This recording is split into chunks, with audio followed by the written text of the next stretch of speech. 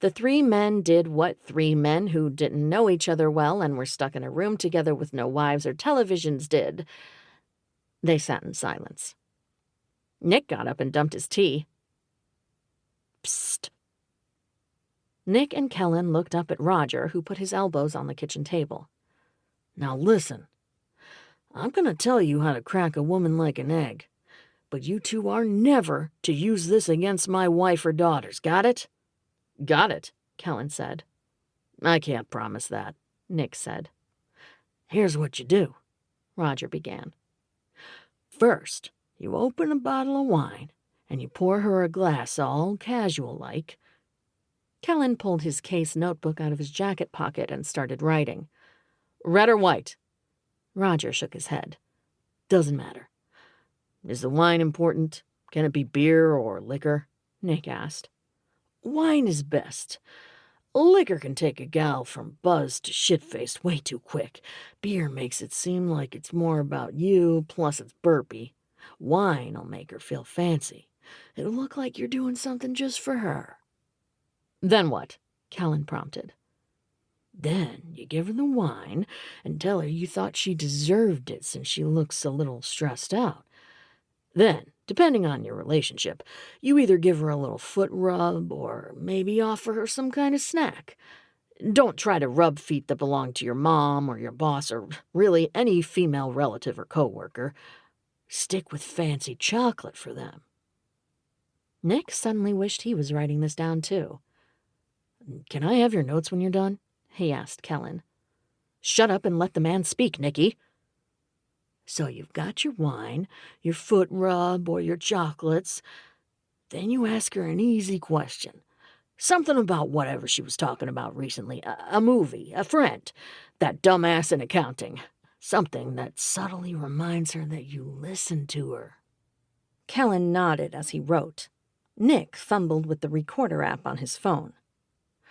When she answers, look her in the eye and listen enough to be able to paraphrase it back to her. Look at me, I care enough about you to notice your feelings and give you space to talk about them. I call it ALECTO. Ask, listen, eye contact, top off. Nick was new to relationships, but this sounded crazy enough to work. You top off her wine and do it all over again.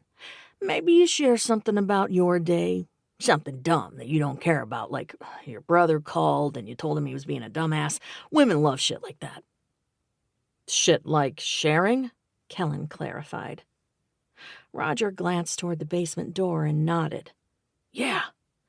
Then you keep going. You're building rapport.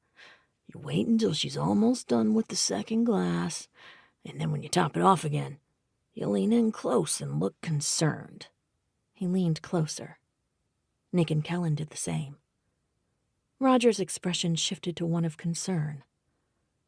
What's happening right now? Nick whispered. Then what? Kellen demanded, glancing up from his notebook. Then you say, hey, you look like something's bothering you. Do you want to talk about it? Masterful, Nick whispered. What if she still doesn't talk? Kellen asked.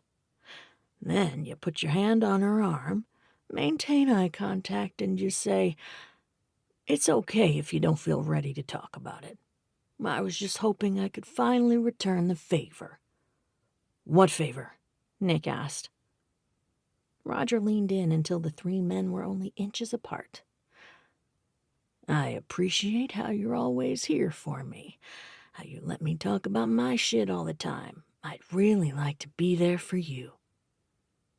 Wow, Kellen whispered, his pen falling to the table.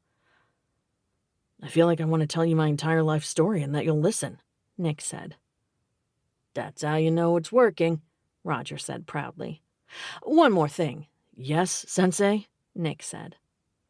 No matter how obvious the solution is, no matter how easily you could explain how to fix it, no matter how much you want to take care of the problem yourself, don't. Don't what? Kellen asked. Don't fix it. Don't tell her how to fix it. Don't tell her what you would do if you were in her shoes. Just don't."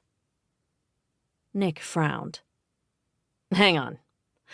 Are you saying we're just supposed to sit there and listen and not do anything about it?" "That's exactly what I'm saying, kid.